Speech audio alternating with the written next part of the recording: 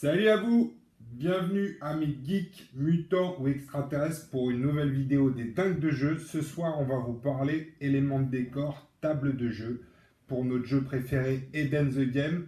Alors on s'est fixé comme objectif un peu fou de fabriquer une table de jeu pour chaque faction d'Eden, à savoir qu'il y en a plus d'une dizaine, donc on a encore un peu de pain sur la planche. On vous a montré la dernière fois un tuto pour fabriquer une table sur le thème de l'ISC, la faction robotique. Et cette fois-ci, on va parler de la faction Joker, nos fameux clowns psychopathes, une de mes factions préférées. Donc voilà, ça va être une table sur le thème de la fête foraine. On peut travailler sur deux esprits avec les Jokers. On peut travailler sur le thème du cirque ou sur le thème de la fête foraine. Ce soir, on a décidé de vous présenter notre nouvelle table sur le thème de la fête foraine. Donc voilà, on va voir tout ça en détail ensemble.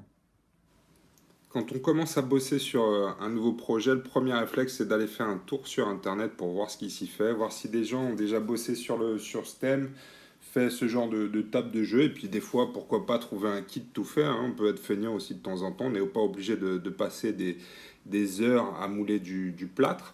Et là, écoute, c'est ce qui s'est passé sur ce projet de table. Sur Internet, j'ai trouvé un kit plutôt sympa en MDF. Donc ça, c'est la matière à la mode en ce moment. MDF, c'est l'abréviation pour fibre à densité moyenne. C'est pas dans le bon ordre, mais c'est une invention américaine, donc c'est pas dans le bon sens. C'est du bois, c'est du bois et qui est prédécoupé au laser. Et beaucoup de sociétés en ce moment travaillent sur ce type de matériaux. Et donc, en faisant mes recherches, j'ai trouvé une société qui proposait un kit et qui s'appelle Knights of Dice. C'est une belle société. C'est ça qui est bien avec Internet, c'est que on peut connecter rapidement avec des gens qui proposent ce genre de produit. Voilà le site de Knights of Dice qui propose ce kit qui s'appelle Waterfront Carnival Bundle. Alors, ce qui est génial avec Internet, c'est que ça met à portée tous ces éléments-là. On a l'impression vraiment que les gens qui fabriquent ça habitent en bas de la rue. En fait, au moment où on a passé la commande, c'était un peu plus compliqué que ça, puisque Knights of Dice, malheureusement, ils habitent pas dans le 9-3. Ils n'ont pas créé leur société dans le 9-3. Ils sont basés en Australie, le pays des kangourous, donc exotique, mais aussi on va avoir quelques inconvénients puisque l'Australie c'est très loin et ça fait pas partie de la communauté européenne. Donc vous le voyez ici la petite facture, 315 dollars australiens, 315 dollars australiens, je savais même pas que ça existait le dollar australien. Il va falloir en plus ajouter à tout ça des frais de port assez importants, puisque l'Australie, vous le savez, hein, c'est juste de l'autre côté de la planète pour nous, pauvres Français. Donc en frais de transport, il fallait rajouter 115 dollars australiens. Il y avait une petite remise pour les frais de shipping à l'international de 40%. Total de la facture, 384 dollars australiens. Heureusement, le dollar australien est un peu moins cher que le dollar américain. Et deuxième effet qui se coule, c'est que, eh bien, écoutez, l'Australie ne fait pas partie de la communauté européenne. Donc, quand le colis est arrivé en douane, il a été bloqué et j'étais obligé de régler une facture de 56 euros pour pouvoir m'affranchir des frais de douane. Donc tout ça, ajouté, ça nous amène quand même à un kit qui représente une valeur de 321 euros, ce qui fait un peu cher, je suis d'accord avec vous, pour du bois prédécoupé au laser. Mais j'avais pas fait trop le calcul au moment où j'ai appuyé sur le bouton. Donc je suis désolé, les enfants, si on mange des patates depuis un mois, c'est parce que votre père achète tout un tas de conneries sur Internet. Voilà. Alors autant la dernière fois avec le tutoriel sur le plâtre, on était sur des difficultés de fabrication importantes, hein, je vous l'ai dit, il fallait au moins être bâtisseur de décor niveau 15, autant là, tous ces supports en MDF, tous ces décors en MDF, c'est vraiment très facile d'accès. c'est à la portée de tout le monde en termes de fabrication. On va le voir, on vous a fait un petit tuto sur comment est-ce que ça arrive chez vous, comment est-ce qu'on peut faire la peinture de tous ces éléments-là. Et vous allez voir, ça se monte vraiment tout seul. Voilà pour la visite guidée de notre fête foraine. Maintenant, on va vous expliquer comment on a monté tout ça, hein. Moi, j'ai mis, comme d'habitude, j'ai mis tout le monde au travail, hein, même les enfants. Je sais qu'il y a des limites d'âge légal en France par rapport au travail des enfants, mais moi, j'hésite pas à tous les mettre à contribution. Donc, toute la famille s'est retrouvée autour du kit pour un peu de bricolage de niveau Lego, hein. Vraiment, c'est très facile à monter tout ça. On va voir tout ça avec Néo. Alors Néo, quand le colis est arrivé à la maison, je n'étais pas là et c'est toi qui as réceptionné le colis, c'est toi qui as accueilli le facteur. Est-ce que tu peux nous expliquer ce qu'il y avait à l'intérieur de ce colis? Alors on a reçu plusieurs plaquettes comme celle-ci, donc qui sont en bois découpé au laser, qu'on peut assembler donc une fois qu'on les a ouverts. Et donc elles sont mises ensemble par petits groupes en fonction de la taille du décor qu'on veut faire. Donc ici on en a deux. Et donc bah voilà, c'est pour les assembler ensuite. On a tout ce qu'il faut ici. Eh ben écoute, on va ouvrir le paquet pour voir comment ça se présente à l'intérieur. C'est parti.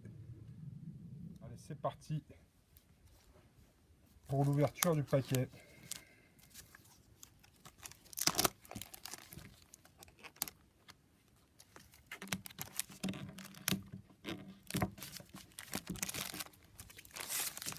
Donc, qu'est-ce qu'on a à l'intérieur? Dans celui-ci, c'est deux plaques. Et on le voit avec les éléments prêts à découper. Donc là, Néo, tu vas nous montrer. Tout ça se déclipse assez facilement. Là, on est vraiment sur la fabrication de décors pour débutants. Alors là, on est en train de le démonter. Ce que vous pouvez faire aussi, c'est commencer à le peindre en fait quand tous les éléments sont attachés. Ça facilite la peinture. Nous, on a choisi une deuxième méthode. On a essayé les deux en fait. Vous pouvez commencer ici à peindre à l'acrylique directement sur les éléments lorsqu'ils sont encore sur la planche, ou bien séparer les éléments, les regrouper par couleur et les peindre à la bombe. Nous, c'est ce qu'on des différentes méthodes qu'on a essayé, c'est celle qu'on préfère aujourd'hui. C'est la plus rapide et c'est la plus efficace. Donc voilà, maintenant on va venir détacher tous les éléments un par un avant de passer à la bombe. Alors voilà les amis, on a déclipsé tous nos éléments et ce qu'on a fait, c'est qu'on les a regroupés par tas, vous le voyez, et on les a assignés en fait à une couleur de bombe qu'on va utiliser pour la peinture. Vous allez voir, c'est vraiment rapide de peindre comme ça. Ce qu'on utilise comme peinture, vous pouvez utiliser bien évidemment vos peintures en bombe de Games ou de Army Painter, mais c'est des bombes qui sont assez chères. On les achète en moyenne entre 10 et 12 euros. Nous, ce qu'on utilise, c'est nos bonnes vieilles bombes de graffiti, puisqu'on n'a pas besoin d'avoir une super finesse pour les éléments de décor. Et puis en plus, ce qui est bien, c'est que celle-ci, elle a un vernis intégré et elle est satinée mat. Donc c'est la Montana Gold, c'est une de mes bombes préférées pour le graffiti qu'on va utiliser ici pour peindre nos décors. Donc on les a regroupés par couleur et maintenant on va les disposer sur une planche pour pouvoir les bomber. Voilà, on a disposé tous les éléments sur une planche et maintenant on va venir mettre de la bombe, les passer à la bombe.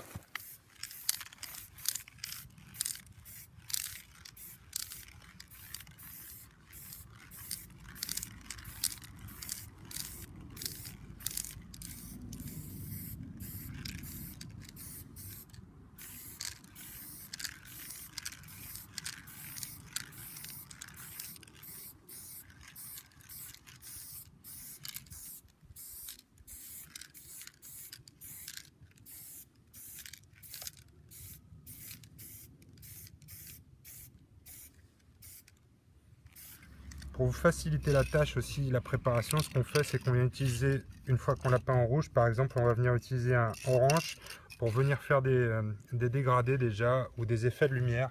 Donc là, sur le haut de notre élément de décor, on va venir poser un peu de orange comme ça. On va essayer de ne pas peindre l'herbe. Voilà. Voilà, on a nos premiers éléments qui sortent de la bombe. Et ce qu'on fait également, c'est qu'on va venir peindre certains éléments à l'acrylique. On a des éléments comme ça avec des effets de dégradé ou de... Je sais pas comment on pourrait appeler ça. Effet de parapluie. En tout cas, ça, on est venu les peindre à l'acrylique. C'est pas besoin d'être hyper précis non plus, hein, parce que on va de toute façon venir vieillir tout ça pour donner un rendu post-apocalyptique. N'oubliez pas que toute cette fête foraine a survécu à une explosion nucléaire. Une fois que vous avez tous vos éléments peints, on va pouvoir venir les assembler en fait avec notre bonne vieille colle néoprène. Donc on en met sur tous les éléments qu'on va venir assembler. C'est dégueulasse. Bon, vous inquiétez pas, de toute façon après vous allez voir, la colle néoprène, ce qui est bien, c'est que quand elle sèche, elle reste un peu molle et on peut venir tout simplement frotter les endroits où il y en a. Ça tombe bien parce que là tu es vraiment en train de faire un truc dégueulasse. Et pour enlever l'excédent, encore une fois, de toute façon on est en train de travailler sur un décor post-apo, donc c'est pas grave si c'est pas nickel. Voilà, petite astuce aussi, quand on a fini d'utiliser la colle, on ferme le bouchon parce que sinon ça coule sur la table et ça nique tout. Et voilà un élément qui est monté, donc on l'a complètement assemblé à la colle. Vous le voyez ici, on a juste les couches de base en fait, c'est les éléments qu'on a passés à la bombe, les éléments qu'on a passés aussi à l'acrylique et au pinceau. Mais on a ici déjà, vous voyez, une bonne gamme de couleurs.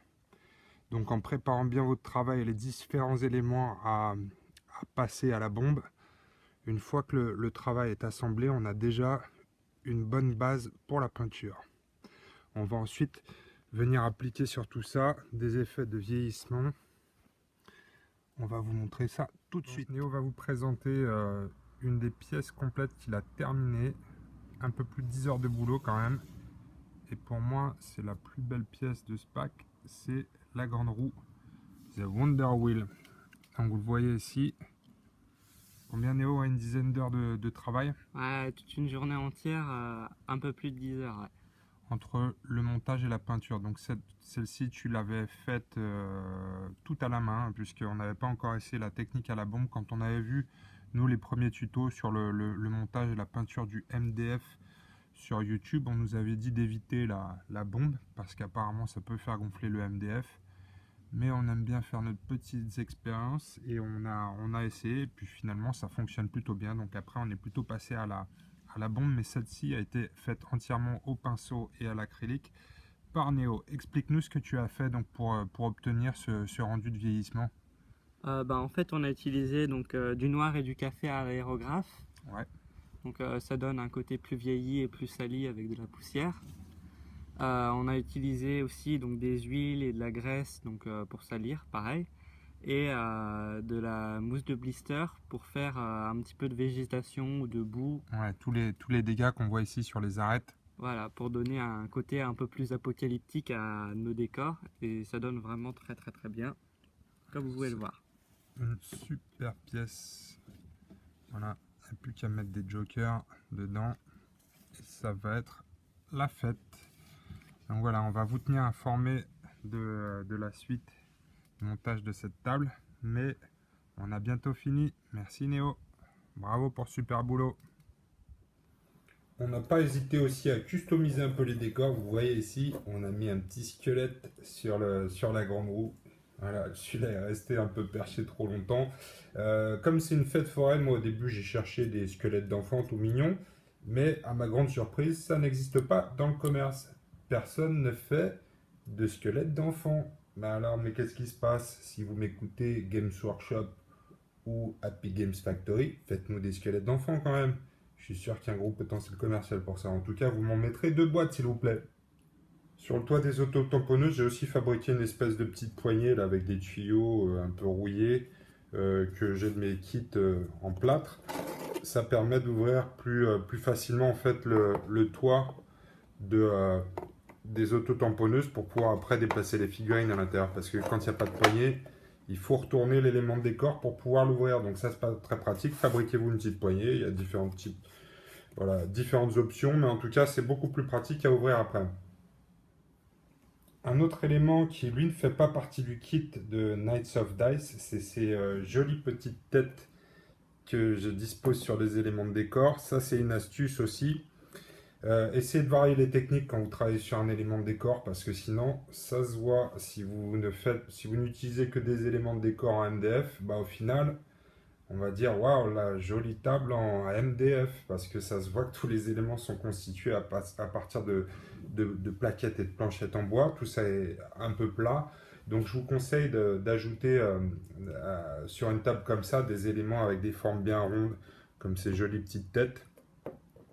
Alors ça, c'est des marionnettes que j'ai trouvées, hein. Vous verrez quand vous atteindrez le niveau 5 de bâtisseur, vous découvrirez plein d'utilisations, des choses qui paraissent inutiles, et même des magasins qui paraissent bourrés que de choses inutiles auparavant. Quand vous passerez le niveau 5, ces magasins se transformeront en caverne d'Alibaba pour vous. Je pense à des magasins comme Jiffy ou Babou qui sont bourrés de produits qui servent à rien. Bah, tout d'un coup, vous allez trouver des utilités pour vos décors. Ça, c'est un bon exemple. C'est des marionnettes que j'ai achetées chez Babou, je crois. Voilà, une de ces fameuses enseignes. C'est des marionnettes à la base qui ont un corps et tout ça, hein. C'est pour faire peur aux enfants. Vous reconnaissez Guignol? Guignol. Eh bien, vous les prenez et on leur coupe la tête, plus bouger. Et ensuite, on leur a juste voilà, un peu de mousse de blister pour le vieillissement, des huiles, un peu d'encre, un coup d'aérographe. Et voilà le résultat. Celui-là, je l'ai crevé un œil. La princesse, bah, les jokers, ils n'aiment pas les princesses, donc ils ont fait des moustaches avec une bombe au graffiti. Et voilà, vous pouvez les disposer comme éléments de décor ou venir les poser comme je l'ai fait tout à l'heure sur des bâtiments. C'est très joli. Voilà les amis pour la présentation de ce kit carnaval, la fête foraine par Knights of Dice. C'est vraiment du super matos. L'avantage du MDF, c'est que c'est léger. A priori, c'est assez costaud. C'est très simple à monter. Il y a pas mal de sociétés qui en proposent aujourd'hui sur le marché à des prix beaucoup plus abordables, hein. Là, vraiment, le problème, c'est le fait que les mecs soient basés en Australie, qu'il y ait des frais de transport et des frais de douane qui soient importants. Mais en tout cas, c'est du super matos. Très bonne qualité. Je vous le recommande si vous ne savez pas quoi faire avec votre argent. N'hésitez pas, craquez, passez commande. Ils ont plusieurs gammes de décors. C'est du très bon boulot. Et ben voilà les amis, on espère que vous avez aimé cette vidéo et que vous allez vous mettre au boulot. Maintenant, il n'y a plus qu'une chose à faire, c'est appeler les copains et faire une partie. Voilà, bonne soirée les amis, à bientôt pour la suite, ciao.